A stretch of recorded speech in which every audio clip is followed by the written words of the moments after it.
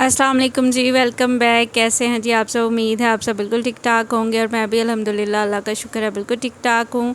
तो जी यहाँ पर मैं मतलब आज आपके साथ अपनी monthly kitchen cleaning routine share करने लगी हूँ। यानी कि मैं कैसे अपने किचन को हर मंथ बाद क्लीन करती हूँ।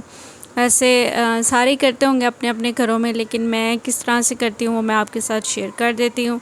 तो सबसे पहले जी शेल्फ़ पे जो सारी चीज़ें थी वो मैं हटा लूँगी और शेल्फ़ को बिल्कुल ख़ाली कर दूँगी। तो जो ऑर्गेनाइज़र्स हैं मेरे वो भी ख़ाली करूँगी ताकि वो भी मैं अच्छी तरह से क्लीन कर सकूँ। और जो जो भी ट्रेज़ और ऑयल के कंटेनर्स जो भी पड़े होते हैं वो सबको अच्छी तरह से मैं क्लीन कर लेती हूँ। ये छोटी सी ट्रे पड़ी होती है मेरे पास, इसके अंदर छोटी सी ऑयल की बोतल होती है और एक पाउडर होता है और साथ में अचार की एक डब्बी पड़ी होती है। तो सबसे पहले मैंने टिशू ले लिया, इसकी मदद से इसको अच्छी तरह से क्लीन कर लूँगी। उसके बाद जी मैंने एक अपनी बड़ी सी परात ले ली थी, उसके अंदर जो मेरे स्पून ऑर्गेनाइज़र्स हैं, स्पून होल्डर्स हैं, वो मैं ख़ाली करके रख दूँगी। यानी कि सारे मतलब ताकि वो भी अच्छी तरीके से वॉश हो सकें और जो स्पून्स रेगुलर बेसिस पे यूज़ नहीं होते और वो गंदे हैं तो वो भी मैं वॉश कर लूँगी। और जो कि रेगुलर बेसिस पे यूज़ होते हैं वो तो क्लीन होते रहते हैं, तो वो तो क्लीन ही होते हैं, तो वो मैं वॉश नहीं करूँगी।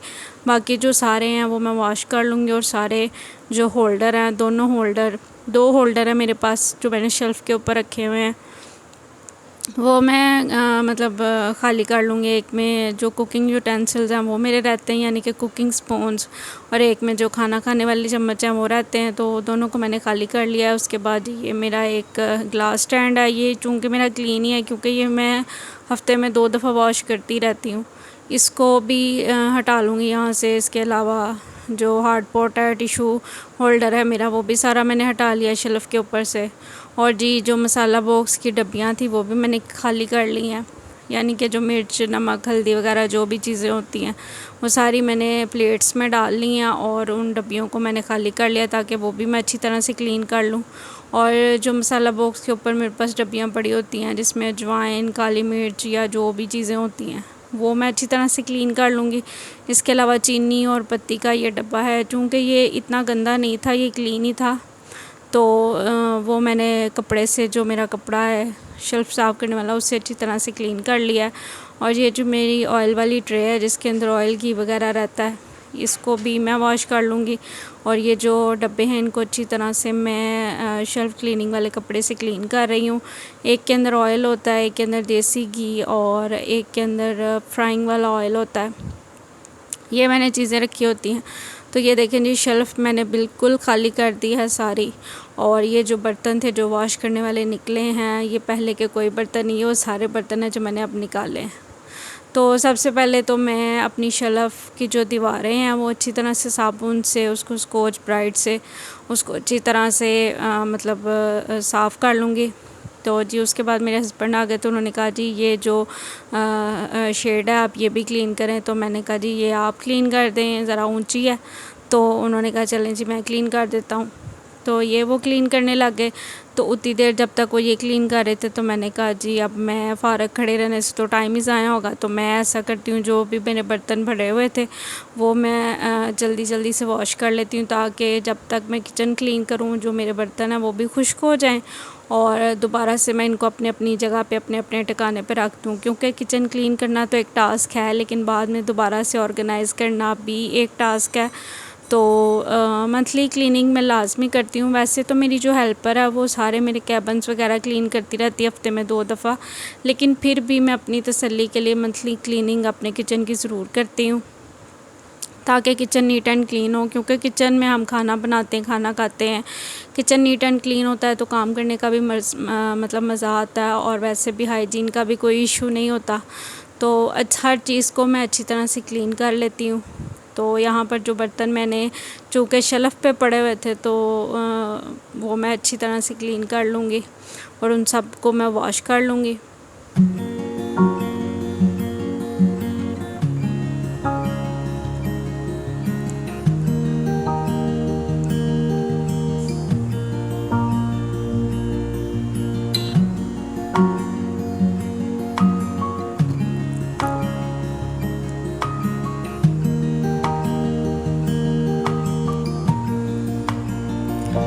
जी बर्तन यहाँ पर मैंने सारे क्लीन कर लिए थे। उसके बाद जी माइक्रोवेव जो मेरा दीवार के साथ एक स्टैंड पे लगा होता है शेल्फ़ के ऊपर ही, तो वो मैंने हस्बैंड से कहा वो उतार दें ताकि वो भी मैं अच्छी तरह से क्लीन कर लूँ, क्योंकि सारी बात है ये चीज़ें बाहर पड़ी रहती हैं तो इन पे मिट्टी वगैरह तो डलती रहती है।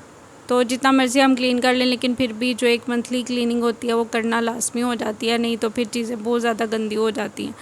तो मैंने इसको भी अच्छी तरह से क्लीन कर लिया, चूँकि किचन में होती हैं ये चीज़ें तो फिर वो ऑयल वगैरह का काम किचन में होता है तो वो सारी चीज़ें इन पे छींटे वगैरह डलते ही रहते हैं। आप जितना मर्ज़ी क्लीन कर लें लेकिन थोड़ा बहुत तो फिर फ़र्क पड़ता ही रहता है।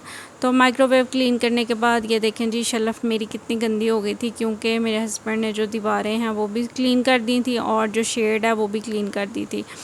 तो सबसे पहले जी मैंने कहा जी चूल्हे को क्लीन कर लेते हैं, उसके बाद जो अपने शेल्फ़ की दीवारें हैं वो साफ़ करनी शुरू करते हैं। तो ये जो गंद सारा शेल्फ़ पे गिरा हुआ था मैंने कहा जी ये नीचे फेंकते हैं ताकि मतलब हम अच्छी तरह से क्लीनिंग स्टार्ट कर सकें। तो उसके बाद जी स्कॉच ब्राइट मैंने ले लिया था और मैक्स साबुन जिससे मैं बर्तन वॉश करती हूँ वही ही मैंने लिया है। तो अच्छी तरह से मैं उसको मल के ज़ोर लगा के रगड़ के सारी अपनी दीवारें क्लीन कर रही हूँ। वैसे मेरा किचन इतना गंदा नहीं था लेकिन फिर भी मतलब मैं लाज़मी मंथली एक दफ़ा क्लीनिंग ज़रूर करती हूँ ताकि मतलब ज़्यादा चिकनाई वगैरह ना डले। ज़्यादा चिकनाई फिर जम जाए और हम ज़्यादा देर उसको क्लीन ना करें तो वो फिर क्लीन भी नहीं होती, बड़ी मुश्किल हो जाती है। तो अच्छी तरह से मैं मतलब कपड़ा, ये जो मेरा शेल्फ़ क्लीनिंग का कपड़ा है इसको धोती जाऊंगी और उससे अच्छी तरह से क्लीन करती जाऊंगी और स्कॉच ब्राइट से हर दीवार को और दीवार के साथ वो जो शेल्फ़ है उसको साफ़ कर लूँगी।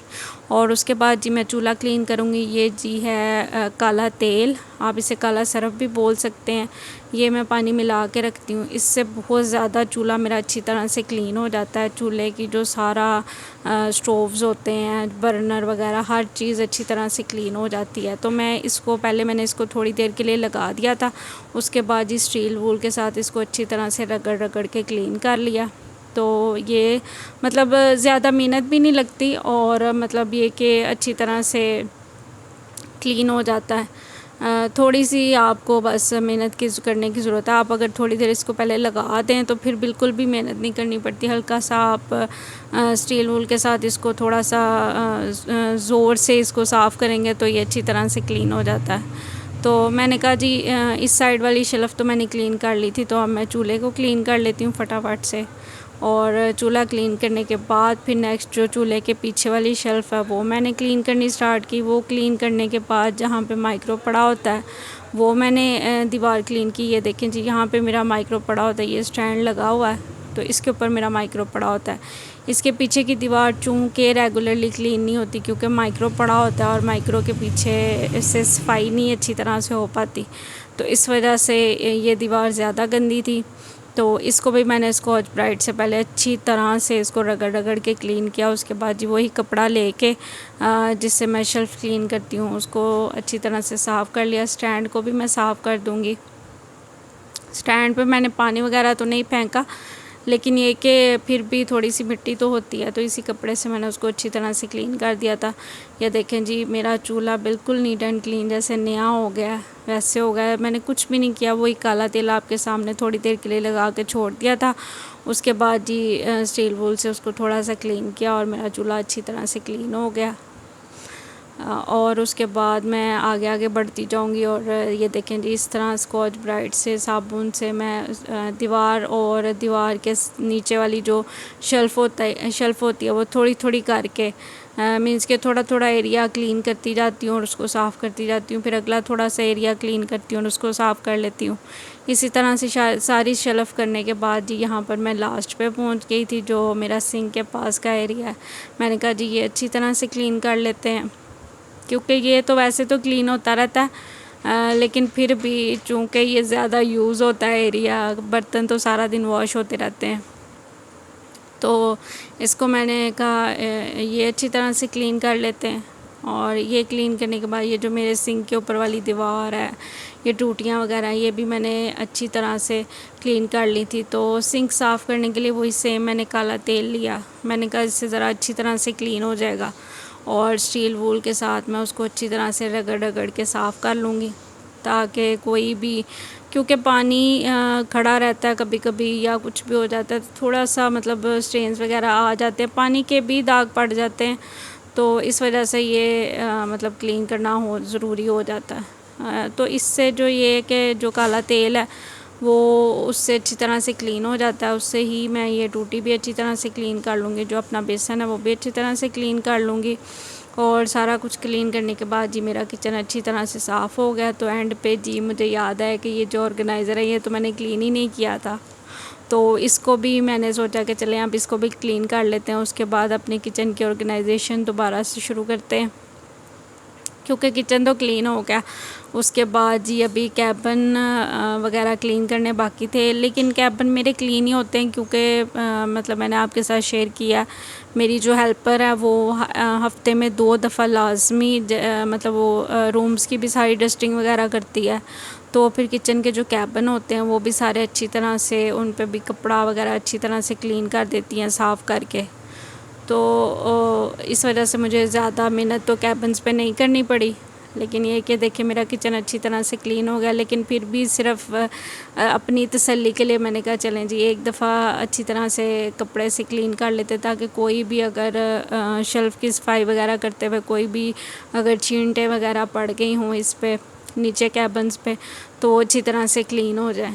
तो मैंने ये कि अपनी तसल्ली के लिए इसको दोबारा से अच्छी तरह से क्लीन कर लिया था। और जो ऊपर वाले मेरे कैबिन है उस पर भी मैंने मतलब अच्छी तरह से टाँकी फेर दी थी, उनको भी मैंने अच्छी तरह से क्लीन कर दिया था।